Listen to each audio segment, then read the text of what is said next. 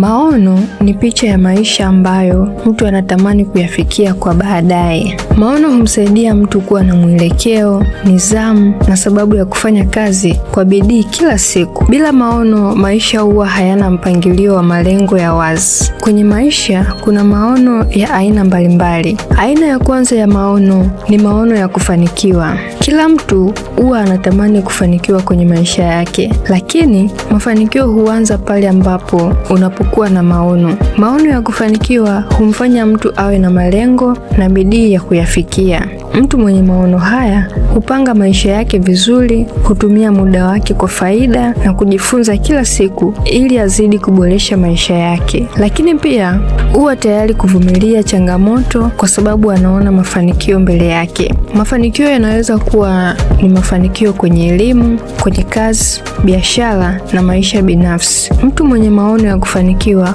huwa na nguvu ya kuendelea mbele hata pale ambapo anakutana na vikwazo na changamoto mbalimbali. Aina ya pili ni maono ya uwekezaji. Uwekezaji ni njia muhimu ya kujenga maisha bora ya baadaye. Mtu mwenye maono ya uwekezaji hufikiria zaidi kuhusu kesho yake na kuwekeza kwenye biashara, elimu, kwenye ardhi au miradi mingine mbalimbali yenye faida. Uwekezaji humsaidia mtu kuongeza kipato na kujenga uhuru wa kifedha. Lakini pia uwekezaji humfundisha mtu nidhamu ya fedha na matumizi sahihi ya kipato chake. Maono ya uwekezaji humsaidia mtu kujenga msingi imara wa maisha yake ya baadaye. Aina ya tatu ni maono ya kibiashara. Biashara ni moja ya njia zinazoweza kumuinua mtu kiuchumi. Mtu mwenye maono ya kibiashara huona fursa pale ambapo watu wengine wanaona changamoto na hujifunza kuhusu masoko, huduma bora kwa wateja na namna ya kuongeza kipato na faida kwenye biashara yake. Maono haya humfanya mtu kuwa mbunifu, mwenye uthubutu na mwenye uwezo wa kutatua changamoto za jamii kupitia biashara na kutoa ajira kwa watu wengine. Maono ya kibiashara humjengea mtu uwezo wa kujitegemea na kufikia mafanikio makubwa ya kifedha.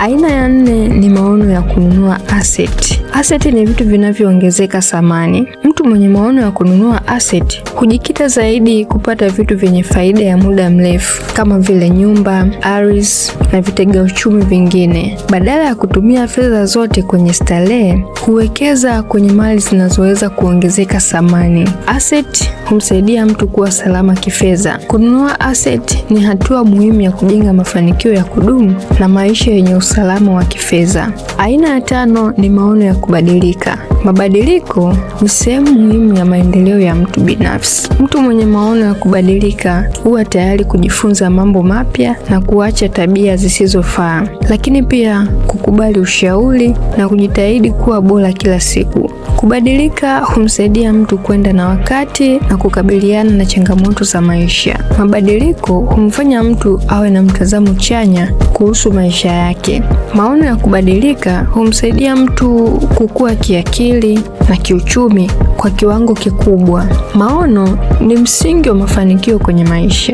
Mtu mwenye maono ya kufanikiwa, maono ya kuwekeza, maono ya kufanya biashara, maono ya kununua asset na maono ya kubadilika huwa na nafasi kubwa ya kufikia malengo yake. Ni muhimu kila mtu kuwa na maono mazuri na kuyafanyia kazi kwa bidii na kuzingatia pia nidhamu, uvumilivu ili kupata maisha bora ya sasa na maisha bora ya baadaye.